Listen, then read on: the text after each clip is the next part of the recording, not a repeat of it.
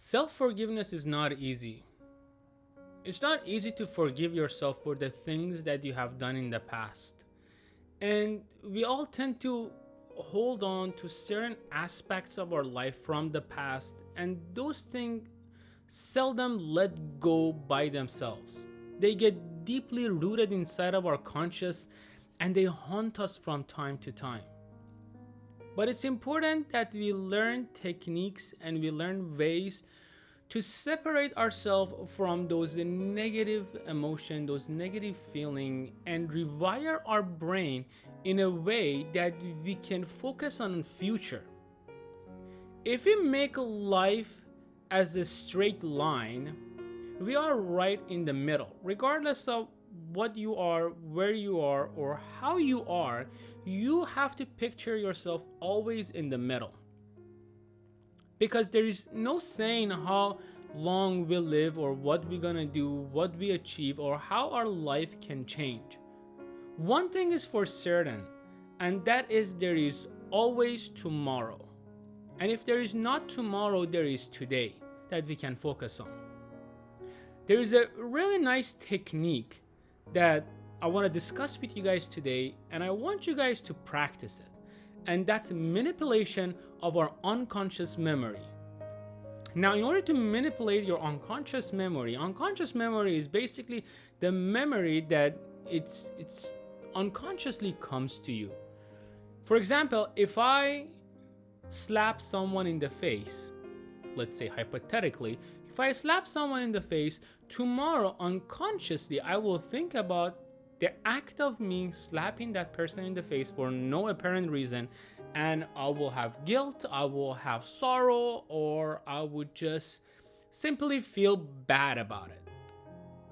Now, let's say that this memory has been embedded in my brain. Now, how do I change this memory? The act of me slapping that person for no apparent reason has already been done. If I sit down and if I think about it, or if I be sad about it, whatever I do, the act, it will not be changed. It will always be there as something that I have done.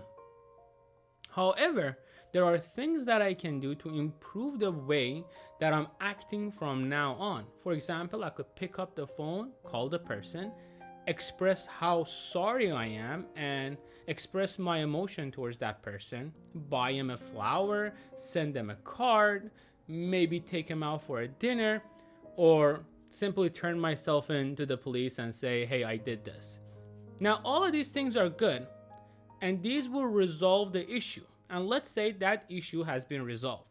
Now, we're focusing on this part of the scenario. I have done an act.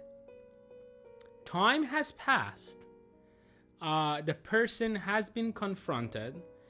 And now I am living my life. Now, even though that act has been done, still time to time that memory comes into my head and I tell myself, wow, what a bad thing I did. Now, here where mind manipulation or unconscious manipulation comes in hand. In this portion of this concept that has been done, we have to try to rewire our story. Now, let me explain this for you. Imagine that you have a book. A book, think about it as your life. Now, open it up halfway. Where are you? Page 50 out of 100, let's say. And you read 50 pages of it, and you want to read another 50 page, but you haven't memorized it. Now that 50 page that you have already read, it's already there, so you can access it at any time. You could flip a couple of pages back and look at it. But imagine every day you chip a little part of those papers. Day one, you chip a little corner of it, tore it apart, throw it out. Day two, chip another one, chip another one, chip another one, cross another section, cross another section. By day 7 or by day 10, or depending on how long you work on it or how strong that memory is, at one point those pages won't be accessible and you won't be able to access it.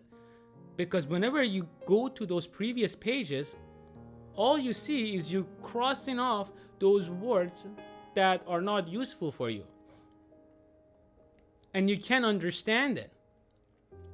So what you do is that you make up this story. You say, oh, what I remember of this was this.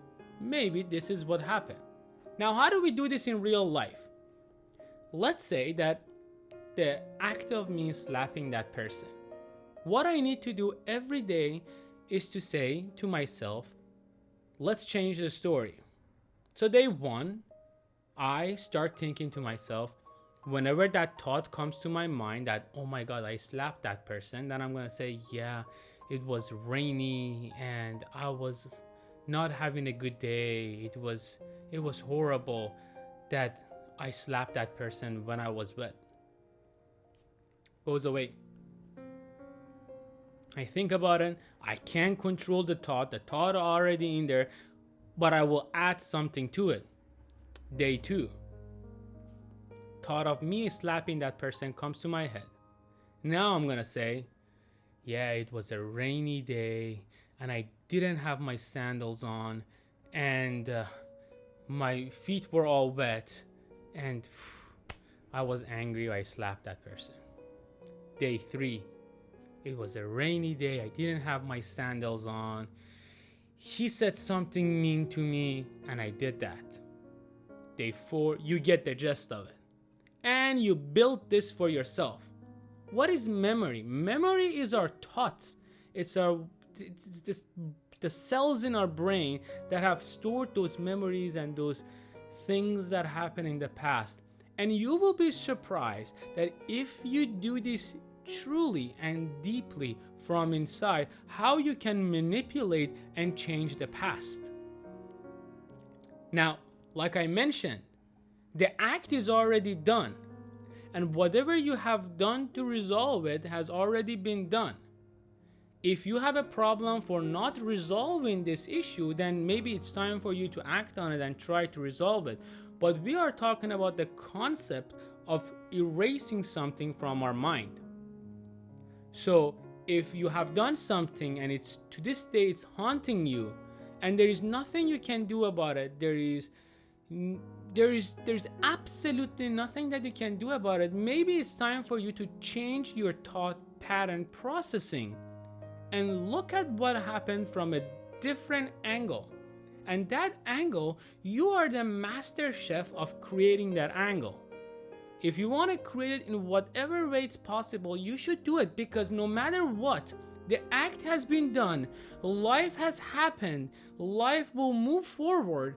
You have two choices, either to stay where you were or move on from what you have done. Now, if you stay in the past, there is nothing you can do but putting yourself behind and stopping yourself from expressing your emotion, from becoming a better person, because you will be stuck up and stuck in the past for the rest of your life.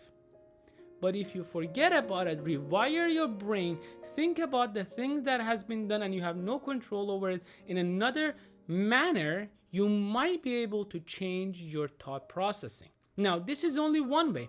It might not work for everybody, but I promise you it's worth of a try.